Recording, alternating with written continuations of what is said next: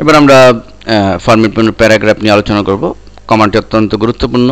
আমরা যেহেতু ডকুমেন্ট নিয়ে কাজ করি তখন আমাদের প্রয়োজন হয় যে বিভিন্ন লাইনের যে অ্যালাইনমেন্ট রয়েছে, লাইনের প্যারাগ্রাফ পরিবর্তন করা, তো ইত্যাদি কাজগুলো আমরা এই প্যারাগ্রাফের সাহায্যে করতে পারি। তো আমাদের মনে রাখতে হবে যে যে কাজই আমরা করব সেটি সিলেক্ট করে নিতে হবে। আমরা সাপোজ এই লাইনগুলোকে সিলেক্ট করছি, এখন আমরা চাচ্ছি যে এখানে প্যারাগ্রাফের মাধ্যমে এর লাইনের স্পেসিংগুলো ফাঁকা করা।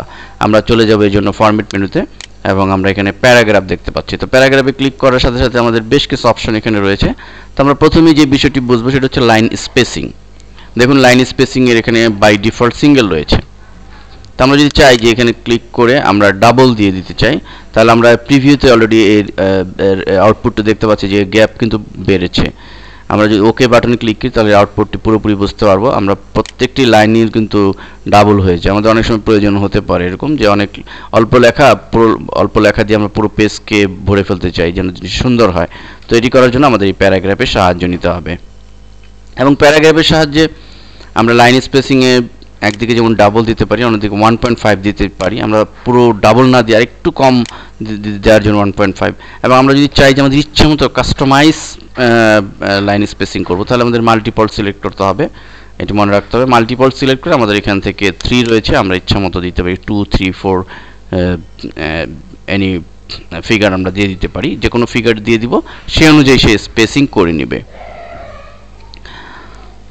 এখানে আরও দুটি গুরুত্বপূর্ণ বিষয় রয়েছে, যেমন এখানে ইনডেন্টেশন দেখুন লেফটে 0 রয়েছে। তো আমরা যদি এখানে উপরে ক্লিক করি তাহলে কি ঘটছে আমরা প্রিভিউতে লক্ষ্য করলে বুঝতে পারবো। অনেক সময় দেখি যে আমাদের এই অংশটুকু কিছুটা ডান দিক থেকে প্যারার এই নির্দিষ্ট অংশটুকু যতটুকু সিলেক্ট করেছি ততটুকু অংশটুকু কিছুটা ডান দিক থেকে শুরু হবে।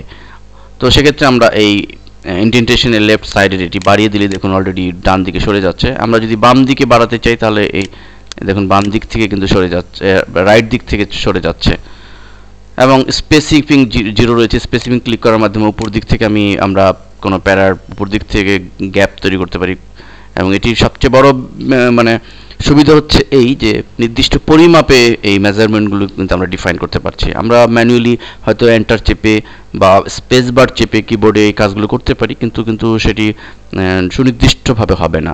কিন্তু আমরা যদি সুনির্দিষ্টভাবে কত ইঞ্চি বা কত পিটি করতে চাই স্পেসিফিকলি, তাহলে কিন্তু আমরা এই প্যারাগ্রাফের সাহায্যে কাজগুলো খুব সহজে এবং সুন্দরভাবে করতে পারি।